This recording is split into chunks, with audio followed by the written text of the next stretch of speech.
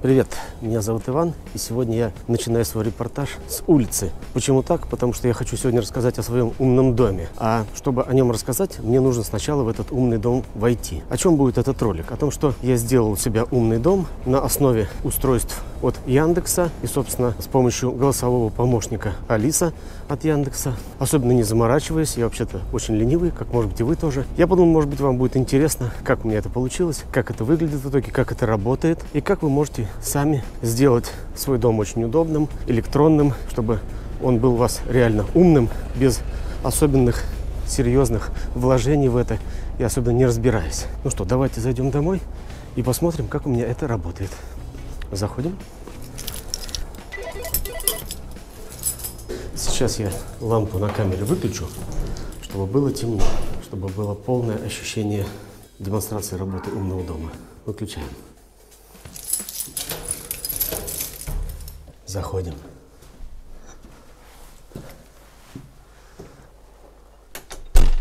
Итак, вы видите, что я пришел домой, а тут совсем темно. Ну, то есть вообще. Обычно мы тянемся к выключателю, да, который где-то у нас здесь находится. Сейчас его не видно. Но я говорю простую фразу. Алиса, я дома. Что мы видим? Мы видим, что включился свет в коридоре. Мы видим, что включился свет на кухне. Включился свет в комнате. Торшер зажегся, настольная лампа. Заиграла лаунж-музыка из моей умной колонки. Вот она там. Сейчас ботинки сниму. А то в ботинках нехорошо по квартире ходить. Ну, вы знаете. Снимаем куртку. Ну вот, я переоделся, разделся. И могу теперь сказать: Алиса, выключи коридор. Отлично, молодец. Лампы в коридоре выключились. Вот моя прекрасная помощница. Это Яндекс-станция Макс. Она у меня очень давно и прекрасно справляется. Алиса, выключи свет на кухне. Видите, как просто все. Теперь я пойду в комнату и посмотрю, что же у меня там происходит. Когда я пришел, Алиса включила мне торшер, настольную лампу. Она включила мне мой увлажнитель. Давайте-ка его подсветим. Увлажнитель фирмы Xiaomi. Он мне очень помогает в жизни, как говорится, увлажняет нашу комнату. Сегодня у нас пока влажность 38%. Она включила мне настольную лампу, как я сказал, и еще включила вот этот вот очиститель воздуха, тоже Xiaomi. В общем, прекрасная помощница сделала мне дома красиво по одной команде. Ну а теперь что? Например, я хочу посмотреть кино. Я сажусь на диван напротив телевизора, выключаю свет камеры и говорю: Алиса, кино. Что происходит? Происходит вот что. Зажегся телевизор, включился ресивер, который вот там у меня. Торшер зажегся зеленым светом, спокойным, тихим. Включилась светодиодная лента, которая здесь у меня в углу смонтирована. И я готов к просмотру. Я просто беру свой пульт от Apple TV и начинаю выбирать для себя контент. Например, я ютубчик хочу посмотреть или еще что-нибудь. И прекрасно себя чувствую. Ну что ж, например, дальше я хочу уже заниматься своими делами, либо ложиться спать. И я говорю, что: Алиса, кино кончилось. Что у нас происходит? У нас выключился телевизор, выключился ресивер, у нас выключилась светодиодная лента. Торшер зажегся в половину мощности, 50%. И, собственно, я готов к тому, чтобы заниматься вечерними делами. Может быть, я не хочу, чтобы у меня работал мой увлажнитель ночью. Тогда я говорю: Алиса, выключи увлажнитель. Может быть, я хочу выключить даже и очиститель воздуха. Алиса, выключи очиститель воздуха. Вот она его и выключила. У меня остался просто один торшер. Дальше, предположим, я иду на кухню и хочу что-то такое себе на ночь приготовить, водички налить. Алиса, включи свет на кухне. Вот она включила. Я налил себе водички, что-то сделал. Ну и все, теперь я просто хочу спать. И я говорю: Алиса, спокойной ночи. все, настала полная темнота, и только свет камеры, которую я включил, может помочь мне что-то еще вам рассказать.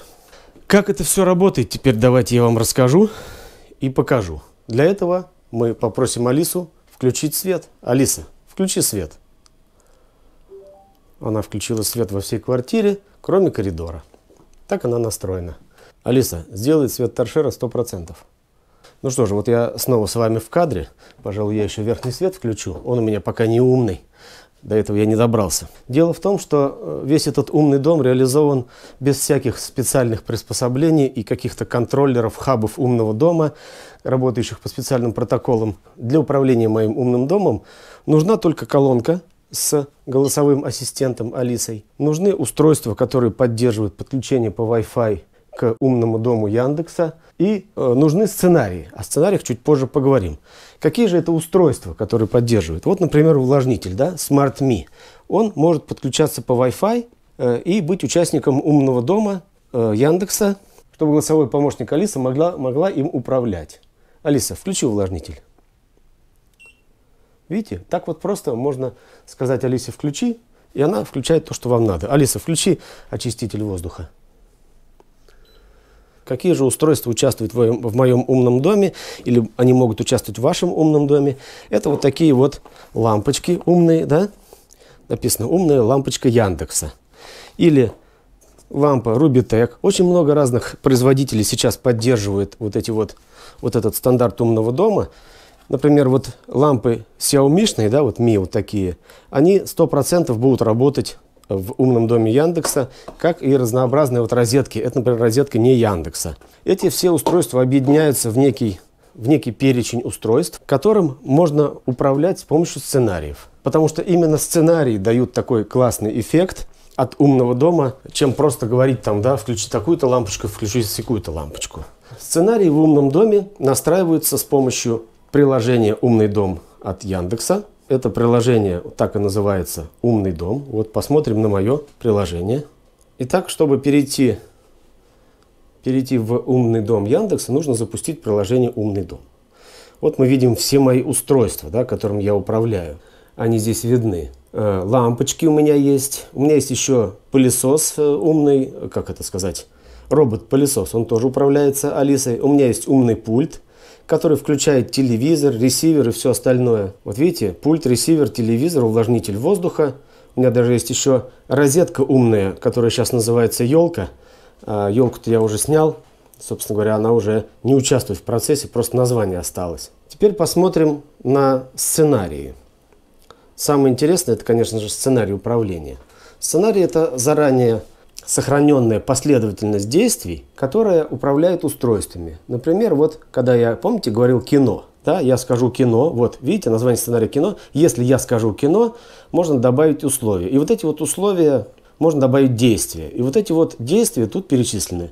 Торшер включится зеленым светом, настольная лампа выключится, включится телевизор или выключится, здесь важно для пульта. Выполняется Apple TV на ресивере, он переключается на вход Apple TV. Люстра выключится, которая в маленькой комнате, у меня сейчас там ничего не включено, не работает. Светильник в коридоре выключится и, собственно говоря, включится еще лента, светодиодная лента с зеленым светом. Вот. Вот так вот как бы это и устроено. Вот, например, давайте еще посмотрим, какой у меня был сценарий. Я дома, да, я сказал, когда я пришел, я сказал, я дома. И что произошло? Включился торшер белым светом, включилась настольная лампа, включилась кухня, включился в большой комнате светодиодная лента, включилась зеленым светом. Ну, включился еще коридор, а еще Алиса выполнила команду «Включи лаунж-музыку громкость 3». Да, то есть она включила мой любимый жанр на 3-й громкости. Тут еще вот недавно добавил я включить увлажнитель воздуха в режиме авто. И эти действия все можно менять между собой местами, вот так вот перетаскивать, да? Что будет сначала, что потом. Но это, как бы, собственно говоря, не так важно. Есть еще интересный сценарий «Я ухожу». Если я скажу Алисе «Я ухожу». Давайте вот его, кстати, проверим, да? Мы посмотрим сначала на него. Тут видно, выключится настольная лампа, выключится лампочка кухня, торшер, все светильники, короче говоря, выключатся. Очистители воздуха, увлажнитель выключится. Яндекс-станция остановит проигрывание музыки. и расскажет мне, есть ли пробки. Ну вот, к примеру, я начинаю уходить из дома. Алиса, я ухожу. В Москве в настоящее время 2 балла. Дороги почти свободны. Вот она мне рассказала о пробках. Вот здесь у меня маленький светильник светится на кухне. Это аккумуляторный светильник с датчиком движения. Он не участвует в умном доме. Это простое устройство китайское. Здесь вот почему в большой комнате не выключился свет? Потому что этот свет пока еще на выключателе. Кстати, видите, у меня косяк. Лента, вот эта вот светодиодная, зеленая, не выключилась. А хорошо бы ее отключить, когда я ушел из дома. Поэтому мне нужно пойти и отредактировать сценарий. Что я делаю? Алиса, включи свет на кухне. Я нахожу сценарий «Я ухожу». Видите? И в нем я добавляю действие, нахожу ленту. Вот она, лента. Нахожу ленту и говорю, что она выключится. Выключится. Далее сохранить. Теперь, когда я буду говорить «я ухожу», будет выключаться все, включая светодиодную ленту. Ну, излишне говорить, что с колонкой Алиса можно общаться и узнавать у нее новости, узнавать у нее пробки и погоду. Об этом вы все давно знаете. Да, Алиса, я с тобой говорю. Собственно говоря, давай вот тебя подсветим, чтобы было видно. Алиса, какие сейчас пробки? В Москве в настоящее время 2 балла. Дороги почти свободны. Вот, большое спасибо. Короче говоря, про колонку Алиса, про Яндекс-станцию Мини, которая у меня в другой комнате, можно посмотреть, у меня отдельный ролик. Конечно, когда у вас больше, чем одна колонка, то это более удобно, потому что не нужно кричать, да, и она находится в комнате. Вот, видите, у меня есть еще одна колонка. Яндекс-станция Мини, вторая, Мини 2. Про нее я записывал отдельный ролик, можете его посмотреть. Интересно, как я ее подключал. Она у меня подключена к усилителю большому внешнему. Иногда я слушаю через него музыку, которую она играет. А, кстати, вот здесь вот у нас в Мишане расположен, ждет, сидит тоже пылесос, которым у меня Алиса управляет. Я могу сказать, чтобы она включила Мишане, и он поедет и будет пылесосить.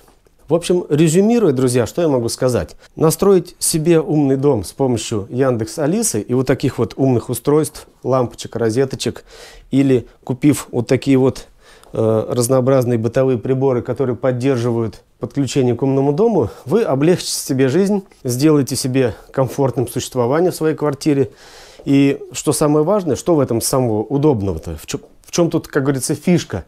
Фишка в том, что вы даете голосовые команды. То есть вы управляете своим домом с помощью голоса. Вы можете что-то нести, делать, резать на кухне, чем-то заниматься своим. И при этом вы даете команду обычным человеческим голосом, человеческим языком русским. И ваш голосовой помощник включает ваши приборы. Это очень классно, это помогает, это облегчает, это добавляет кайфа. А, кстати, еще вот что забыл сказать. Вы можете ведь с помощью смартфона, находясь на улице где-то, в пути, да, вы можете, находясь где-нибудь на улице, идя домой, и, может быть, вы хотите включить чайник, какие-то устройства, которые кухонные тоже поддерживают умный дом, вы можете своему голосовому помощнику сказать им: «Алиса, включи настольную лампу». Видите, Включаю. она включила. То есть я с помощью смартфона могу этим управлять. Вот я, если иду домой, и мне, например, там нужно включить или выключить термопод. Или я ушел из дома, и мне нужно выключить термопод. А он у меня там работает через умную розетку. Я просто говорю это голосовому ассистенту: «Алиса, выключи свет на кухне». Окей, выключаем. Да, вот для чистоты эксперимента давайте я вот на колонке выключу микрофон, чтобы она не участвовала. И я скажу: «Алиса, включи свет на кухне». Включаю. Видите, это работает. Ну, то есть не обязательно вообще иметь, в принципе, колонки, но дело в том, что вот смартфон в руках держать и постоянно его, там, так сказать, доставать из кармана, чтобы что-то говорить, не всегда бывает удобно. А колонки — это кайф, это музыка. Они могут поддерживать беседу, они отвечают на вопросы, и они еще могут управлять вашим умным домом. Ну, класс же, согласитесь, класс. Поэтому я советую вам настроить умный дом. Если у вас есть уже устройства какие-то умные, или если у вас есть колонка, но вы не пользуетесь преимуществами умного дома, сделайте так, чтобы ваши лампочки, если у вас их нет, просто купите, или розеточки, или устройства, которые поддерживают подключение, работали в связке, в сценарии и добавляли вам кайфа. Это несложно, довольно-таки просто. Если у вас будут вопросы, задайте их в комментариях. Если у вас есть какие-то соображения насчет вот современного умного дома, как его там с помощью других контроллеров, датчиков построить, тоже напишите об этом, какой у вас есть свой опыт, как вы добились своего классного, комфортного умного дома. Может быть, какие-то современные технологии, или там, например, Яндекс-станция 2, она поддерживает протокол Zigbee, с помощью которого можно, вот, например, уже управлять датчиками или контроллерами умного дома. Если у вас есть такой опыт, расскажите. У меня пока такого опыта нет, но хотел бы попробовать. Спасибо вам, что смотрели, надеюсь, было полезно. Подписывайтесь. Пока.